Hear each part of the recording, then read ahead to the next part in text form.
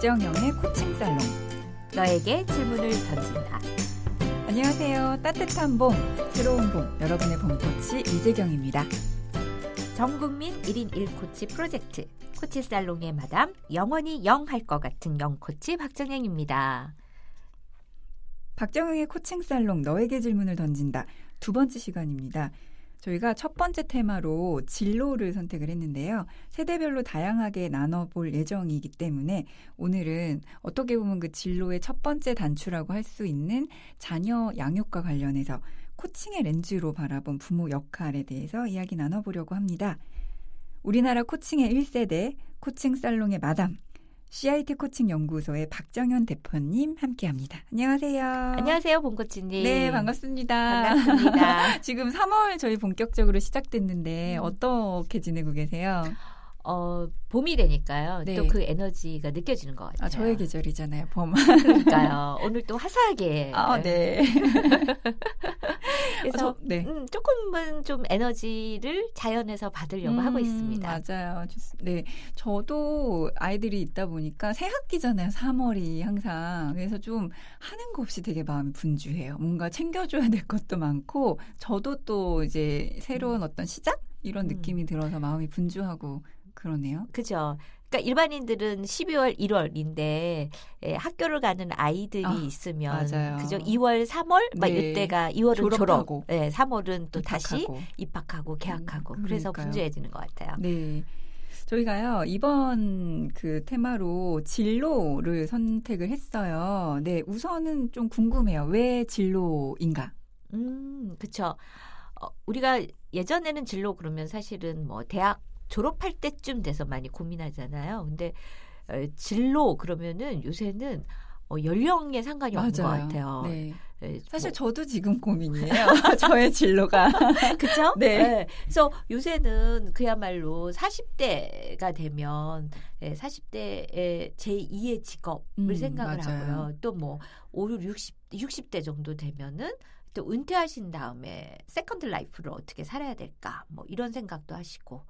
사실 대학 들어가기 전에 고등학교 때도 고민하고 또 고등학교 들어가기 중학교 때도 고민하고 그쵸. 그래서 사실 뭐 전 연령대에서 진로를 고민하고 계신 것 같아서 팟캐스트를 통해서 우리 코칭 살롱이 좀 도움을 드릴 수 있지 않을까 싶어서 첫 번째 테마로 진로를 잡아봤습니다. 네, 어떤 이야기들을 나누게 될까 굉장히 기대가 되고 또 다양한 세대들의 이야기를 나눠보고자 저희가 5개의 그 에피소드를 준비를 하고 있거든요.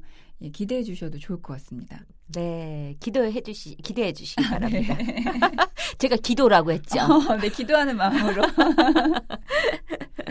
네, 그런데 진로잖아요. 첫 번째 테마가 진로 그러면 어떤 생각이 드세요? 소주 이름.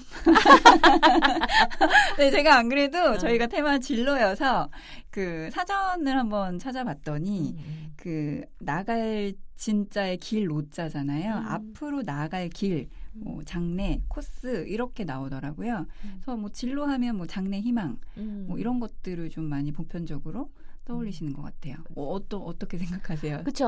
그러니까 그 우리가 예전에 생각했던 진로와 원래 진로의 본뜻은 되게 다르고 오히려 원래 본뜻에 맞게끔 요새 맞아요. 그죠. 전 세대에서 그쵸. 고민하시는 것 같아요. 그러니까 요람에서 무덤까지 이런 얘기 그쵸. 하잖아요. 태어나서 죽을 때까지가. 그렇죠. 그러니까 저도 그럴 것 같아요. 무덤에 들어가는 순간까지 나는 내가 뭘 하면서 살아야 내가 행복할까를 고민할 것 같아요. 제 인생 자체가 제가 원하는 것이 뭘까?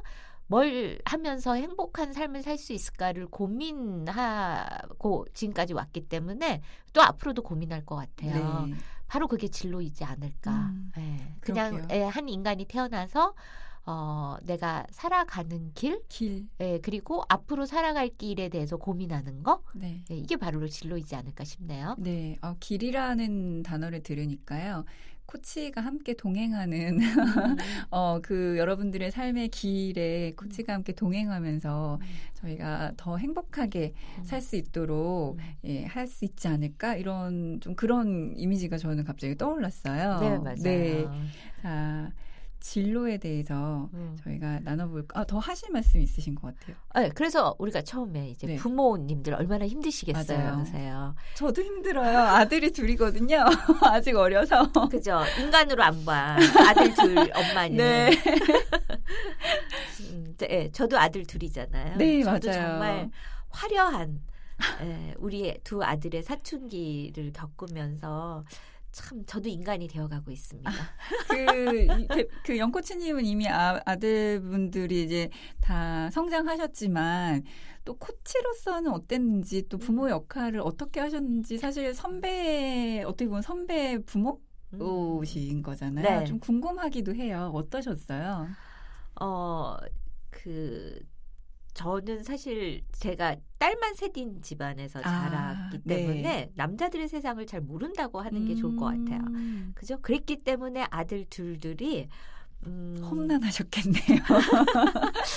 험난했죠? 네. 네, 험난하고 또 한편으로는 제가 우리 아들들이 아니었다면 참 좁은 세상을 살았겠다. 네. 그리고 내가 보는 시각이 얼마나 좁았을까. 한마디로 얘기하면 저희 아이들의 사춘기는 소위 문제 아이들이었다고. 아, 정말요? 네. 뭐 본인들도 그래요. 우리 큰아들도 엄마 사실은 그때 내가 조금 문제이긴 했어. 뭐 이렇게. 근데 지금 저는 알잖아요. 어떤 모습으로 응. 살아가고 계시는지 두 자제분들이 전혀 상상이 안 돼요. 문제아라는 표현이랑 안 맞는 것 같아요. 네, 그러니까 저도 지금 되돌아보면 그들이 문제아였던 거는 아니라고 생각을 해요. 네. 그러니까 조금 달랐고 어떻게 보면 사춘기 때 겪는 많은 일들을 그 아이들이 겪었을 뿐인데, 그러니까 많은 시각이 문제아로 바라보는 거겠죠. 네. 그래서 사실 오늘 좀 할 얘기가 많아서 좀 그러실 자제하려고 것 하고 같네요. 있어요. 네, 워하면서 제가 네, 해주세요. 네, 워하면서 또 미래의 저를 보는 것일 수도 있기 때문에 제가 너무 감정이입하지 않을까 저도 좀 걱정이 됩니다. 근데 저도 사실 아들 둘이어서 주변에서 사실 쉽지 않겠다 막 이런 얘기 되게 많이 해주시는데 저희가 오늘 첫 번째로 이런 자녀의 진로, 자녀 양육과 관련해서 어떤 질문을 주실 건지 네. 궁금합니다. 네, 저희가 1회 때도 말씀드렸지만 이제 제가 3개 질문을 던질 거잖아요. 네. 그러면 질문 던져드리면 조금 한번 생각해 보시는 시간 가지시고 이후에 제가 조금 제 경험 그리고 또 코치로서의 그 렌즈로서 또 바라봤을 때 또 어떻게 달리 보이는지를 좀 공유 드리려고 하고 있어요. 네. 그래서 첫 번째 질문 어떤 질문을 주실까요? 당신은 아이를 존재로 사랑하는가? 존재로 사랑하는가? 이 존재라는 단어가요. 좀 어렵게 들릴 수도 있을 것 같은데 좀 더 이렇게 풀어서 설명해 주실 수 있을까요? 그쵸. 존재로 사랑해라. 뭐 이런 얘기 많이 하잖아요. 네, 말은 쉽죠. 네, 말은 쉽죠. 현실은 어렵죠. 네, 그럼요. 그래서 조금 쉽게 설명을 드리면 많은 부모님들이 오히려 아이를 기대로 사랑하는 경우들이 되게 많아요. 네. 많이 기대하죠. 많이 기대하고 얘가 이렇게 될 거야. 이렇게 되면 너무 좋을 거야. 맞아요. 이 아이가 의사가 된다면 너무 좋을 거야. 의사가 되기 위해서 나는 얘한테 이런 걸 해줘야지. 아니 꼭 그렇게 의사까지 먼 미래로 가지 않더라도요. 이 옷을 입으면 너무 예쁠 것 같아. 뭐 이런 거 있잖아요. 네. 정말 사소한 것부터 지금 얘기를 듣다 보니까 부모들은 아이들의 그런 취향이나 이런 것들과는 관계없이 많은 부분들을 기대로 채우면서 살고 있구나라는 생각이 들었어요. 그렇죠. 왜냐하면 저는 너무 이 옷을 입히고 싶은데 아이들이 안 입죠. 안 입어요. 그래서 그런 걸 포기한 지 오래됐거든요. 네, 이미 오래전에. 네. 아들들을 키우면서 왜 옷에 집착하세요? 그러니까 제가 그걸 깨닫는데 좀 오래 걸렸어요. 네. 그죠? 그래서 어떻게 보면 기대로 사랑한다는 거는 조건부 사랑인 거죠. 그쵸. 네가 이거 해주면 내가 사랑할 거야. 근데 사실 사랑 중에 되게 어떻게 보면 로우 레벨, 그죠? 낮은 레벨의 사랑이 사실 조건부 사랑이잖아요. 그쵸. 근데 많은 분들은 우리 아이들은 태어난 것만으로도 너무 행복해라고 얘기하지만 항상 조건을 붙이잖아요. 네, 하다 보면 네. 네. 그러니까 어떻게 보면 존재로 사랑한다는 건 이 아이들이 이 세상에 태어난 그 순간 그것만으로도 살아있는 것만으로도 무한한 사랑을 줄 수 있는 거 그게 바로 존재로 사랑한다는 거이겠죠. 제가 이걸 생각하게 된 계기는 우연하게 라디오 프로그램에서 어떤 선생님이 이렇게 나오셨어요. 왜 그런 거 있잖아요. 방송하면은 저 이거 선물 주세요라고 해서 네. 신청하는데 네. 그분이 기간제 그 선생님이셨어요. 교사, 네. 교사셨는데 그래서 그분이 또 아이가 없으셨어요. 네. 근데 이제 그 MC가 그러면 많은 어머님들한테 마지막으로 어떤 이야기를 해주고 싶으신가요? 라고 했더니 그분이 이제 아이가 없으신 것도 있었겠지만 저는 부모님들이 아이를 기대로 사랑하지 말고 존재로 사랑했으면 좋겠습니다. 제가 운전하면서 그걸 들었거든요. 네. 코끝이 찡해지더라고요. 그러게요. 갑자기 저 소름 돋았어요. 네. 그래서 존재라고 하는 거는 결국에는 이 아이들이 세상에 태어나는 그 날부터 하나의 인간으로서 존재가 생기는 거잖아요. 그렇죠. 네. 그렇다면 하나의 인간으로서 존재가 생겼다는 건 사실은 되게 독립적인 인간인 거예요. 나와 같이. 네, 네. 맞아요. 그런데 많은 부모들이 아이의 어떤 진로를 생각할 때 부모가 이루지 못했던 그렇죠. 그 꿈을 그저 나의 아바타처럼 네, 맞아요. 이뤄줄 수 있을 것처럼 그렇게 생각을 하고 맞아요. 그렇게 아이들의 진로를 재단하려고 하는 거죠. 맞습니다. 근데 이게 사실 말은 쉬운데 나는 그런 부모가 되지 말아야지라고 생각하고 다짐을 하더라도 이렇게 키우는 과정에서 보면 저도 모르게 어떤 뭐 여러 가지 영향들이 있겠죠. 사회적인 분위기도 있을 수 있고 주변의 어떤 시선이나 아니면 그런 제도 네. 이런 것들 때문에 그렇게 되기도 하더라고요. 그래서 어떻게 보면은 존재로 사랑한다는 것은 부모 스스로 한 인간으로서 한 존재로서 우뚝 서야 되는 게 사실은 또 필요할 것 같아요. 부모 자체가 그렇죠. 먼저 존재로 서야 된다는 그죠. 말씀이신 거죠. 그러니까 결국에는 한 존재와 또 다른 존재가 서로 존재를 존중해 주려면 각각의 어떤 독립성이 있어야 되잖아요. 근데 네. 아이들은 사실은 되게 어리고 여리고 순수하고 그래서 결국에는 부모한테 영향을 받을 수가 없는데 많은 부모들이 지금 독립성을 갖기보다는 되게 의지하려고 하고 되게 불안해하고 네. 하기 때문에 그 에너지가 아이들한테도 전파되는 것 같아요. 네. 그래서 저도 그랬지만 그냥 아이가 태어나면 부모가 되잖아요. 그렇죠. 그리고 사실 또 부모가 되어서 아이를 키우면서 또 사람이 한 인간으로서 되게 성숙하는 과정인 것 같아요. 맞아요. 아이들한테 또 되게 많이 배워요. 그렇죠. 네. 네. 그런데 이제 그런 과정에서 그냥 하루하루를 살기보다는 부모 스스로가 본인에게 과연 나는 어떤 부모이기를 원하는지 또 거기에 더 앞서서 나는 어떤 존재이기를 원하는지 어떤 삶을 살고 싶은지 나 스스로 좀 성찰하는 시간 이런 것도 필요할 것 같아요. 제가 얘기 듣다가 떠오른 글이 있는데 오늘 아침에 지하철 저희 녹음하려고 오면서 읽은 글이었는데 그 좋아하는 사람이 생기면 그 사람이 뭘 좋아하는지 아는 것처럼 내가 뭘 좋아하는지를 알아야 나 자신을 사랑할 수 있다라는 유의 글을 정확하진 않지만 들었거든요. 네. 근데 생각해보면 특히 우리 엄마 세대들은 본인이 먹고 싶은 음식보다는 그쵸? 네. 아이들이 먹고 싶은 음식을 사오시고 시장에 가서도 뭐 가족들 식구들이 먹고 싶은 것들 식구들이 좋아하는 것들을 이렇게 골라 오시잖아요. 저도 보면은 장바구니 이렇게 보면 저도 모르게 그럴 때가 있어요. 네. 그래서 내가 좋아하는 건 뭐지? 이런 걸 한 번쯤 생각해보는 것도 의미 있는 시간일 수 있겠다라는 생각이 들었어요, 갑자기. 되게 중요한 포인트인 것 같아요. 그러니까 뭐 장바구니를 봤을 때 나보다 아이들을 위한, 남편을 위한 네. 음식을 챙기는 건 너무나 또 자연스러울 것 그쵸. 같아요. 그런데 중요한 거는 내가 뭘 좋아하는지는 제가 알고 있어야 되는 거죠. 맞아요. 비록 내가 지금은 못 싸우지만 내가 뭘 좋아하는지는 내가 알고 있어야 된다. 그게 더 중요할 것 같고요. 우리가 항상 보면은 내가 나한테 되게 만족스러운 삶을 살 때 내가 즉 독립적인 한 인간으로서 만족할 때 내 인생에 아이들한테도 더 많은 사랑을 주고 그 아이들을 한 인간으로서 독립된 인간으로서 바라볼 수 있는 여유가 있어요. 왜냐하면 내가 채워지지 않으면 그 채워지지 않은 것을 아이들을 통해서 채우려고 하거든요. 그러다 보면은 아이들의 인생을 나의 방식으로 나의 꿈으로 재단을 하게 되는 거죠. 맞아요.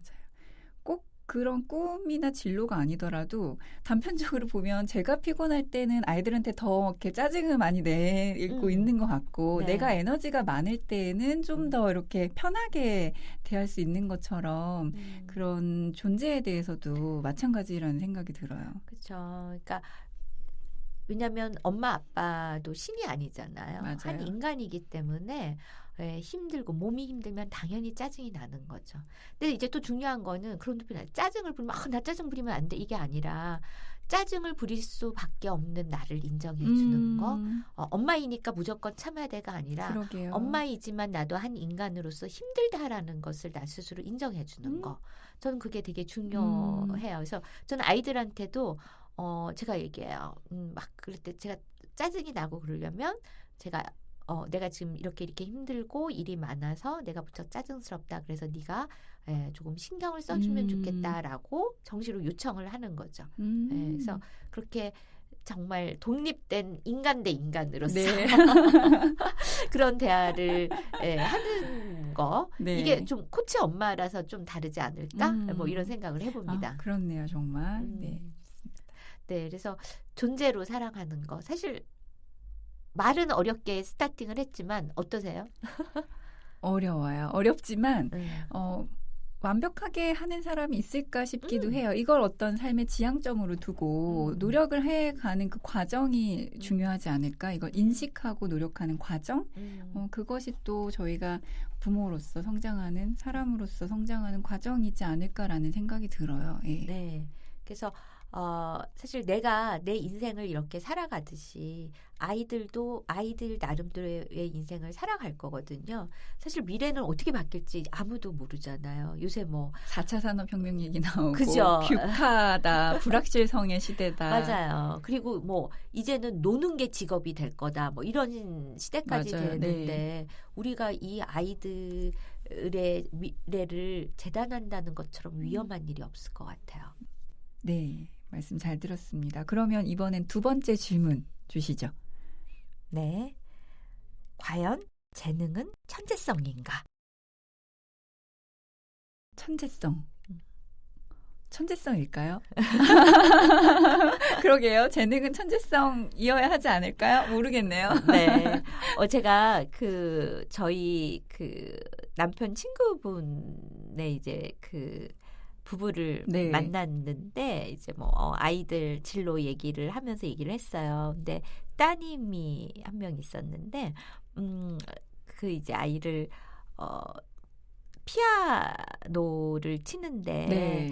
아이는 음대를 가려고 하는데 음대를 가지 말게 했다는 거예요. 네. 그래서 왜 그러셨어요? 그랬더니 제가 봐도 뭐 피아노를 잘 치지만 세계적인 피아니스트가 될 것 같지는 네. 않다.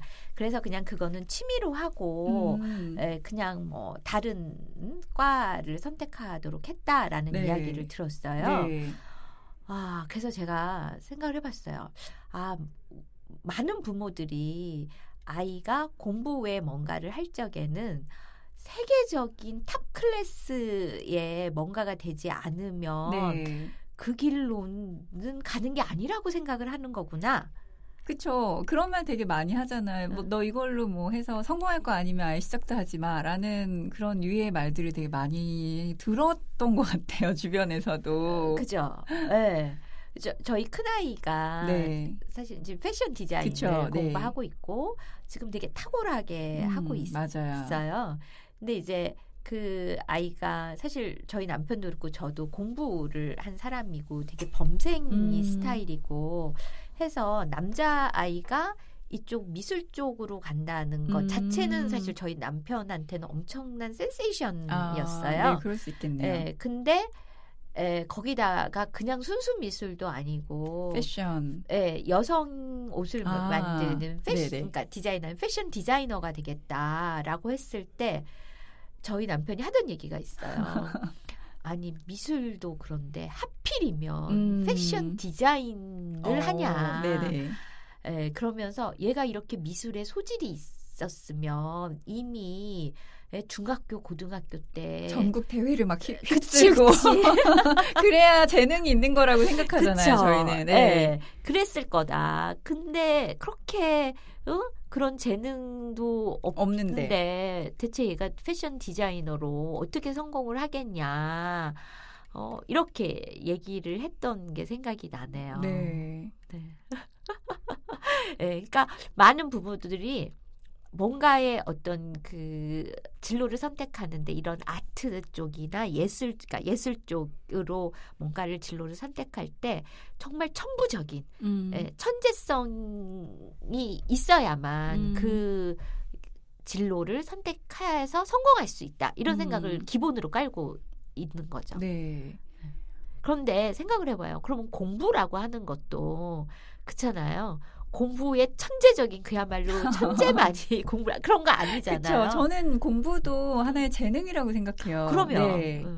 그죠? 근데 그게 모두가 항상 그런데 1등을 할 수는 없는 1등을 건데. 할 수는 없는 거고 1등을 하길 바라죠. 우리 그쵸? 부모들은. 네. 그래서 중요한 건 재능은 그냥 그 아이들이 가지고 있는 많은 어떠한 역량, 가능성 중에 뛰어나게 하는 거죠. 그러니까 누구와 비교해서 최고이다, 뭐 더 뛰어나다 이게 아니라 자기가 가지고 있는 그 아이가 가지고 있는 많은 역량, 뭐 가능성 중에 그래도 여러 가지가 있을 거 아니에요. 그 중에서 그래도 그 아이가 더 잘하는 거, 더 어떠한 그 기본적인 어떤 역량을 가지고 있는 거인 거죠. 그 말씀이 이 아이가 좋아하는 것과도 좀 연결이 될 수 있을까요? 어떻게 이해할 수 있을까요? 네. 그러니까 많은 분들이 좋아하는 걸 해야 되나요? 잘하는 걸 해야 되나요? 이런 질문 많이 받잖아요. 네. 우리 봉고치님은 어떠세요? 둘이 같으면 최상인데 네. 사실 그러기가 쉽지는 않은 것 같아요. 그죠? 어려운 선택이네. 항상 저도 그거 사이에서 고민을 해왔기 때문에. 네. 저도 뭐 딱 뭐가 정답이다 이렇게 얘기할 수는 없지만 저는 저희 아이들한테 하는 얘기가 니네가 엄마는 바람이 있다면 니네가 좋아하는 일로 밥을 먹고 살았으면 좋겠다. 돈을 벌어서. 네. 왜냐하면 우리가 지금도 그렇지만 직장에서 보내는 시간이 그죠. 깨어있는 시간에서는 압도적으로 직장에 있는 시간이 많잖아요. 그렇죠. 매우 중요한 사실은 시간이에요. 네. 근데 많은 분들은 직장 그러면 그냥 단순히 돈을 버는 수단으로 생각을 해요. 근데 내 인생에서 정말 많은 시간을 투자한다. 그 시간을 보낸다라고 했을 때 직업은 정말 중요한 거거든요. 네. 그 직업을 내가 정말 좋아하는 거를 한다면 삶의 행복, 삶의 만족도가 무척 높아지는 거죠. 그래서 저는 그게 되게 중요하다고 생각해요. 좋아하는 일을 하는 거. 좋아하는 일을 하면은요. 저희 남편이 뭐 너는 좋아하는 일을 해서 좋겠다 뭐 이런 얘기. 네. 근데 제가 웃으면서 하죠. 좋아하는 일을 해도 힘들어. 맞아요. 네. 이 세상에 힘들지 않은 일들이 그럼요. 얼마나 많아요. 그러니까 좋아하는 일을 한다 해서 힘이 안 들다라가 아니라 좋아하는 일을 하기 때문에 그 힘든 것도 극복할 수 있는 거죠. 견뎌낼 수 있는 힘이 있는 거죠. 그렇죠. 그래서 저는 좋아하는 것을 하는 것이 정말 중요하고 그 좋아하는 것에 우리가 보통 이제 아이들의 재능이라고 하는데 각자의 가지고 있는 재능은 단 천재성만을 얘기하는 것이 아니다. 이걸 꼭 기억했으면 좋겠어요. 네, 천재성만이 재능은 아니다. 네, 좋습니다. 자, 이번엔 마지막 세 번째 질문 주시죠. 어떤 걸까요? 세 번째 질문. 누가 어떻게 아이의 재능을 발견하는가? 네, 사실 가지고 있어도 발견하지 못하면 쓸 수 없거나 발휘할 수 없을 것 같은데 그러게요. 누가 어떻게 발견할 수 있을까? 저도 궁금해요. 아이 네. 엄마다 보니까. 네. 네. 봉코치님이 발견하실 수 있으세요. 아, 엄마니까. 엄마니까. 네. 네.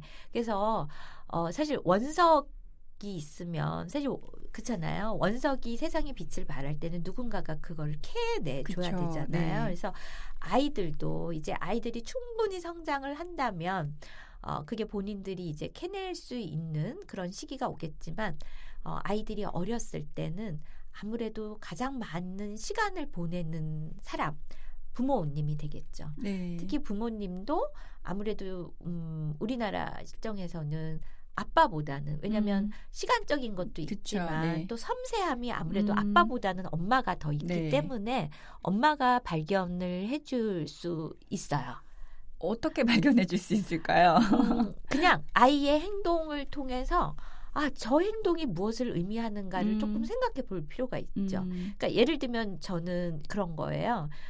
저희 큰아이가 이제 저희가 어렸을 때 누구랑 이렇게 밥을 먹으러 가잖아요. 네. 그러면 딱 밥을 먹고 계산할 딱 타이밍이 되면 우리 아이 머리에는 합계가 나와 있어요. 총 비용이. 지불해야 돼.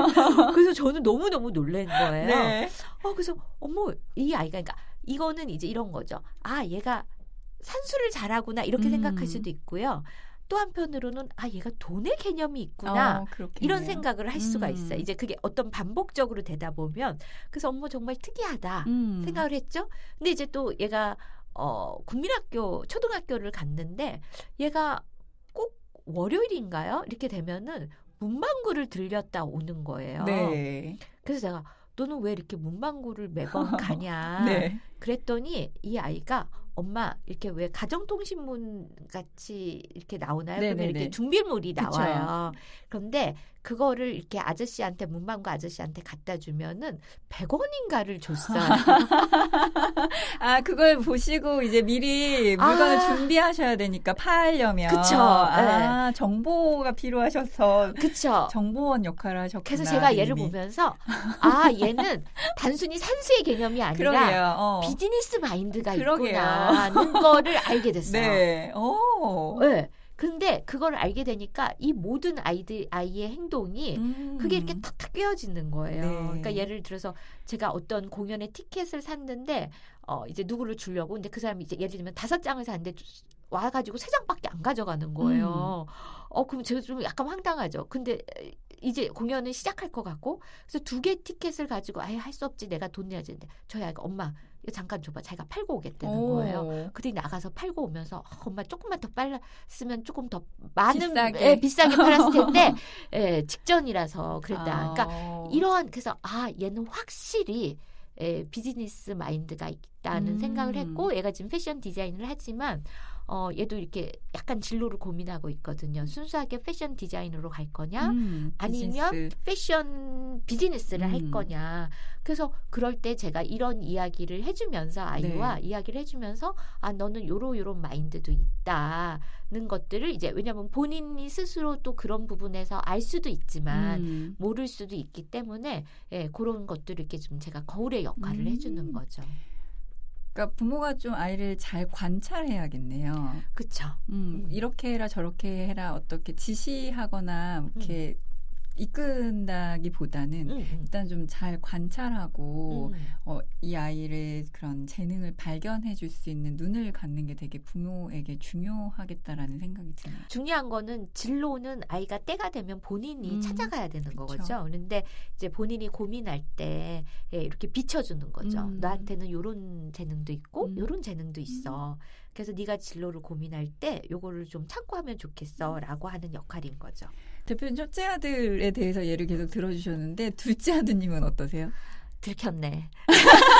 뭘 느끼셨나요?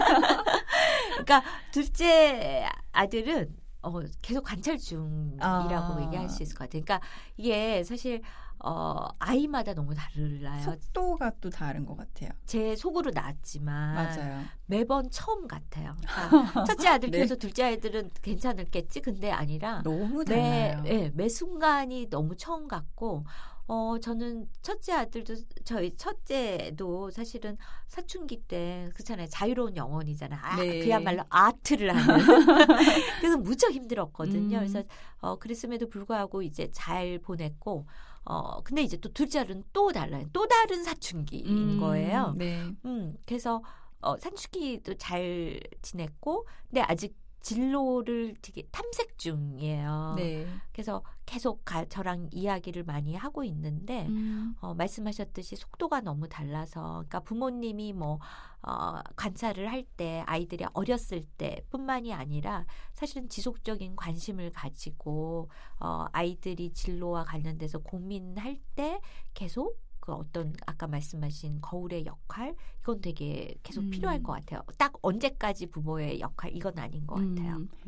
전문 코치시니까 영코치님께서는 자녀와 어떤 방식으로 좀 대화를 하면 좋을까? 팁 같은 게 있다면 제가 전문 코치이다 보니까 이렇게 어떤 대화를 하나요? 혹은 어떤 질문을 하나요? 뭐 이런 이렇게 네. 잘 물어보세요. 질문 많이 하시죠? 네, 어떤 질문 좀 아주 그냥 궁금할 그죠? 것 같아요. 어떤 매직 퀘스천 뭐 이런 거 저한테 많이 요청을 하시는데요.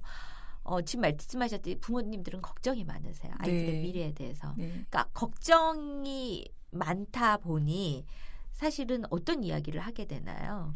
좀 부정적으로 얘기를 하시게 그쵸? 되죠, 아무래도. 아이들이 저 이거 하고 싶은데 이게 고민이에요. 그러면 딱 이게 딱 견적이 나오잖아요. 너 이거 하면은 미래가 이렇게 될 거고 이거 그쵸. 하면은 못 먹. 밥도 못 벌어 먹고 살아. 살아. 이렇게. 결혼 못 할 것 같다, 그죠? 너. 네. 그러니까 결국에는 뭔가 그 대화라기보다는 걱정하기 때문에 이래서 안 되고 저래서 안 되고 최악의 상황을 계속 그쵸. 얘기를 해주는 거잖아요. 네. 사실 아이들도 미래는 불확실해요. 확실한 게 없잖아요. 그들도 불안해. 맞아요. 근데 부모가 계속 이렇게 하면 안 되고 그럼 그 불안이 증폭이 되는 그쵸. 거죠. 예. 그러다 보니까 이제 그렇다면 그럼 그거 안 하기 위해서 그럼 질문을 어떻게 하면 되나요? 라고 얘기를 해요. 그리고 많은 분들이 저희 이제 코칭 교육 받으면 질문에 꽂히셔가지고 이제 아이한테도 이제 그쵸. 가면은 질문을 하죠. 네. 그죠? 그럼 근데 아이들 반응, 우리 엄마 또 어디서 뭐 하나 배워오셨네. 네, 그렇게 하고 또 제가 하는 케이스는 어떤 그 어머님이 이제 교육을 받으시고 또 너무 질문이 좋은 거예요. 그래서 이제 가서 따님한테 이제 사춘기 따님한테 이제 질문을 쓴 거예요. 네. 그래서 아이가 딱 학교에 왔는데 우리 보통 아이들이 학교에서 오면 질문하는 거 있잖아요. 뭐 밥 먹었니? 네, 숙제 했니? 뭐 오늘 학교 갔다 왔니? 뭐 이렇게 하잖아요. 근데 열린 질문 하랬지. 뭐 이래서 어머님이 딱 아이가 딱 들어왔는데 오늘 학교에서 뭐가 제일 재미있었어? 네. 어머, 어색해. 우리 그러니까, 엄마 왜 그래, 갑자기? 그래, 그냥 뭐 웃으면서 네. 엄마 왜 그래? 그냥 하던 대로 해. 이랬으면 되는데 네. 이제 아이가 사춘기니까 아이가 갑자기 정색하면서 얘기했구나. 정색하면서 엄마를 위아래를 착 훑어보더니 문을 꽝 닫고 들어간 거예요. 상처받으셨겠다. 그쵸? 그래서 어머님이 저한테 와가지고 그 얘기를 해주시면서 코치님 이럴 때는 대체 어떤 질문을 해야 될까요? 그래서 제가 그분께 말씀드렸어요. 어머니 어떤 질문을 할까에 앞서서 지금 따님과의 관계를 한번 보시기 바랍니다. 네. 그러니까 많은 분들이 이게 뭐 닭이 먼저냐 계란이 먼저냐이지만 어떤 대화를 할 거냐 사실은 대화를 잘 하려면 한명 관계라고 하는 부분들이 형성이 되는 거고요. 또 관계가 좋으면 또 대화가 더 이렇게 또 잘 되는 거잖아요. 그래서 어떤 게 먼저인지는 잘 모르지만 그러나 어떤 질문을 할까에 앞서서 아이와 내가 지금 대화가 되고 있느냐. 그러니까 쌍방이 주고받는 대화가 되느냐를 한번 볼 필요가 있어요. 네. 그러니까 아이가 뭔가를 얘기를 할 때 내가 일방적으로 내가 원웨이로 나의 솔루션을 막 주는 게 아니라 아이들이 뭔가를 얘기할 때에는 호기심을 가지시고 꼭 멋진 질문이 아니라도 그게 뭘까? 궁금해 그쵸. 하시는 거. 네. 과연 아이는 왜 이 생각을 했을까? 여기에는 내가 모르는 뭐가 있을까? 예, 판단에 앞서서 좀 호기심을 가져보시는 거. 예, 그렇다면 원웨이가 아닌 투웨이. 쌍방. 예, 쌍방으로 그야말로 대화가 되는가를 그쵸. 보셔야 될 것 같아요. 네. 저희가 오늘 그 진로라는 테마로 이야기를 나누고 있고요. 5가지 에피소드 중에 첫 번째 자녀 양육, 자녀들의 진로에 대해서 코칭의 렌즈로 바라본 부모의 역할을 이야기 나누고 있습니다. 영코치님께서 지금까지 3가지 질문을 주셨거든요. 한번 좀 정리해 주시죠. 네, 첫 번째 질문은요. 당신은 아이를 존재로 사랑하는가? 네. 두 번째 질문, 재능은 천재성인가? 세 번째 질문, 누가 어떻게 아이의 재능을 발견하는가? 네, 감사합니다. 주옥 같은 질문들이었습니다. 네, 박정영의 코칭 살롱 너에게 질문을 던진다. 오늘은 자녀들의 진로, 코칭의 렌즈로 바라본 부모의 역할에 대해서 생각해보는 시간을 가졌습니다. 어떠셨나요, 영코치님? 저도 다시 한번 저희 아이들과의 그런 지났던 세월들을 다시 좀 네. 리마인드하면서 되게 즐거움과 동시에 또 한 번 또 과연 내가 이렇게 말한 대로 또 잘하고 있나 또 한 번 어떤 분들은 또 반성이야 이렇게 하겠지만 그 반성과 글쎄요 우리가 영어로 하면 리플렉션이잖아요. 네, 성찰? 네. 그러니까 반성이라기보다는 성찰의 시간을 좀 가지지 않았나? 참 좋네요. 그러니까 제가 팟캐스트 하면서 저희 청취자분들이 저의 질문을 통해서 내 삶을 되돌아보는 성찰의 시간을 가졌으면 좋겠다라고 네. 했는데 제가 이걸 진행하면서 또 저 스스로도 네. 또 성찰하는 시간을 갖게 돼서 너무 좋고요. 오늘 돌아가면 우리 둘째 아이와 함께 또 다른 또 새로운 저의 진로와 아이의 진로 네. 가는 그 길이 어떻게 또 이어질까 네. 좀 궁금하기도 저도 해요. 기대가 됩니다. 사실 그 반성이라는 말 자체에는 뭔가 잘못했다라는 어떤 그런 뉘앙스가 들어가 있잖아요.